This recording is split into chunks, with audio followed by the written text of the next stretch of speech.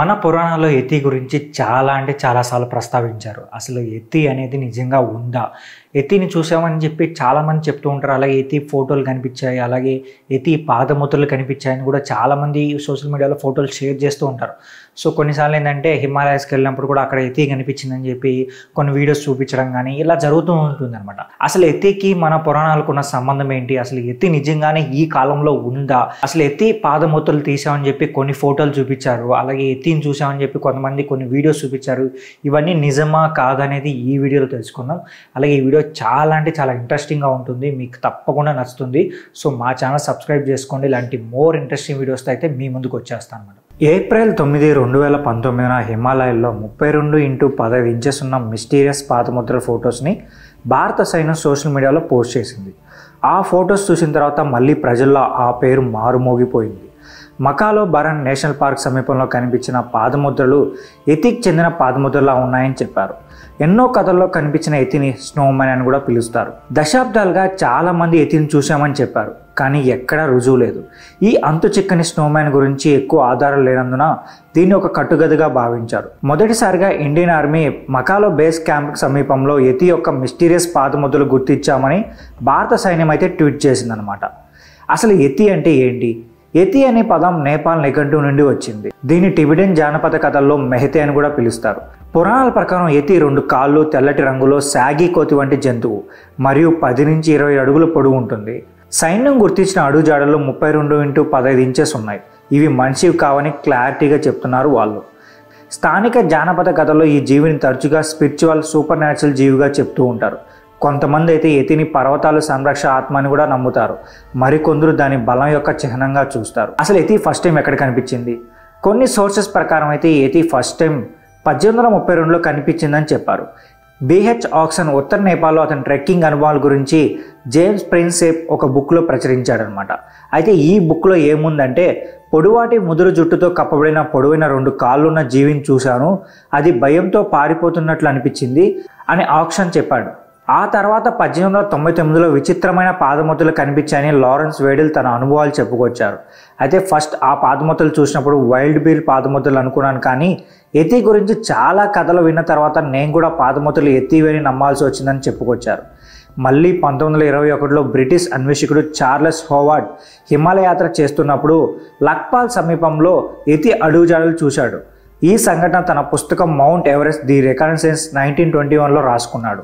1951లో ప్రముఖ ఆంగ్ల Himalayan అన్వేషకుడు Eric షిఫ్టన్ తన కెమెరాలో యతి పాదముద్రలు ఫోటో తీశాడు. అది కాలి బొటనవేలుకు బదులుగా చెయ్యి బొటనవేలు లాంటి ముద్రను చూపింది.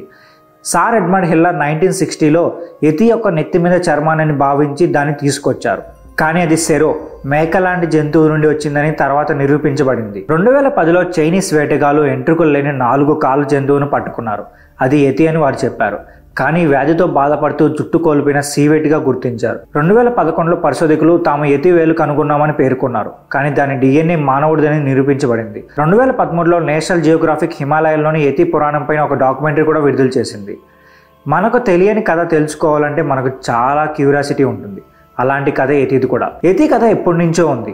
అలెగ్జాండర్ ది గ్రేట్ సింధు లోయని జయించడానికి వచ్చినప్పుడు యతి గురించి చాలా కథలు విని యతిని చూడాలనుకున్నాడు, కానీ చూడకుండానే చనిపోయాడు. యతి పైన ఇంతటి విశ్వాసం ఏర్పడడానికి కారణం ఏమిటి?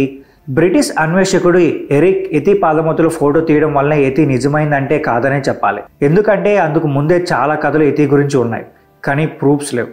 ఫస్ట్ టైం ఒక చిన్న ప్రూఫ్ కనిపించింది. అదే విధంగా యతి యొక్క రహస్యం ప్రారంభమైంది. మరి ప్రపంచం మొత్తం ఒక్కసారిగా యతి కథల వైపు చూసింది. నిజానికి యతి అనేది ఆ రోజుల్లో ఎంత హాట్ టాపిక్ అంటే, నేపాల్ ప్రభుత్వం 1950లో యతి వేటాడడానికి లైసెన్సులు కూడా ఇచ్చింది. వాస్తవానికి యతి కేవలం ఒక సాధారణ నల్లని ఎలుగుబంటి అని చాలామంది విశ్వసించారు. అయితే పాదముద్ర యొక్క చిత్రం ప్రపంచంలోనే ప్రతి మూలకు వెళ్ళింది. అలా చాలామంది నిజంగానే యతి ఉందని నమ్మారు. చాలామంది యతిని చూడడానికి ట్రై చేశారు. 1959లో అన్వేషకుడు బ్రాయన్కి యతి యొక్క పాదముద్రలు కనిపించాయని చెప్పాడు. ఆ తర్వాత ఇటలీ నుంచి వచ్చిన మెన్సర్ కూడా యతిని చూశానని చెప్పాడు. ఇందులో ఏది నిజమో ఎవరికీ తెలియదు, కానీ యతి గురించి కొన్ని నిజాలు ఉన్నాయి. 1986లో మెన్సర్ నడక కోసం బయటికి వెళ్ళి దారి తప్పిపోయారు. ఎటు పోవాలో తెలియక తిరుగుతున్న సమయంలో నాకు యతి కనిపించింది. అది మనిషి వల్లే వేగంగా మరియు బలంగా చాలా పెద్దగా ఉందని ఆయన చెప్పారు. మళ్ళీ అదే రాత్రి అతను దాదాపు 7 అడుగులు ఎత్తైన యతిని చూశానని చెప్పుకొచ్చారు. మెన్సర్ ఈ జీవి పట్ల మక్కువ పెంచుకున్నాడు. మరియు 12 సంవత్సరాల పాటు హిమాలయ ప్రాంతం అంతటా దీనికోసం తిరిగాడు, కానీ ఎక్కడా కనిపించలేదు ఆయనకి. ఈ రోజు యతి హిమాలయ సంస్కృతిలో భాగంగా మరియు భారతదేశం, భూటాన్, నేపాల్ మరియు టిబెటన్లో అనేక వ్యాపారాల్లో దీని పేరుంది. ప్రముఖ cartoon show the adventures of Tintin యొక్క ఎపిసోడ్లో ఒక దానిలో యతి కనిపించింది. ఇటీవల 2016లో ట్రావెల్ ఛానల్ ద్వారా ది హంట్ ఫర్ యతి అనే పేరుతో 4 భాగాల ప్రత్యేక ఎపిసోడ్ను కూడా విడుదల చేశారు. నేపాల్లో మీరు విలాసవంతమైన యాక్ మరియు యతి హోటల్లో గదిని కూడా బుక్ చేసుకోవచ్చు మరియు యతి ఎయిర్లైన్స్లో కూడా ప్రయాణించవచ్చు. యతి జీవి యొక్క రహస్యం పూర్తిగా తెలుసుకోలేం. యతి అనేది పిల్లలు అలాగే పెద్దల మనసులో ఎప్పటికీ నిలిచిపోతుంది అనమాట.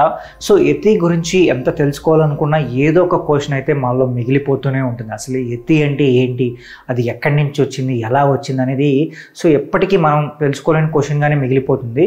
బట్ కొన్ని క్వశ్చన్స్ అయితే అలాగే వాటి గురించి తెలుసుకోవడానికి చాలామంది క్యూరియాసిటీగా ఉంటారు కాబట్టి సో ఒకవేళ ఫ్యూచర్లో ఎప్పుడైనా యతి గురించి బయటికి రావచ్చు న్యూస్, లేదంటే యతిని కనిపించిందని చెప్పి రియల్గానే కొన్ని ఫొటోస్ కానీ పాదముద్రలు కానీ చూపించవచ్చు అని కూడా నేను అనుకుంటున్నాను. అయితే ఈ వీడియో పైన మీరేమనుకుంటున్నారో కూడా కింద కామెంట్ చేయండి. అలాగే మా ఛానల్ సబ్స్క్రైబ్ చేసుకోండి. ఇలాంటి మోర్ ఇంట్రెస్టింగ్ వీడియోస్తో మీ ముందుకు వచ్చేస్తాను.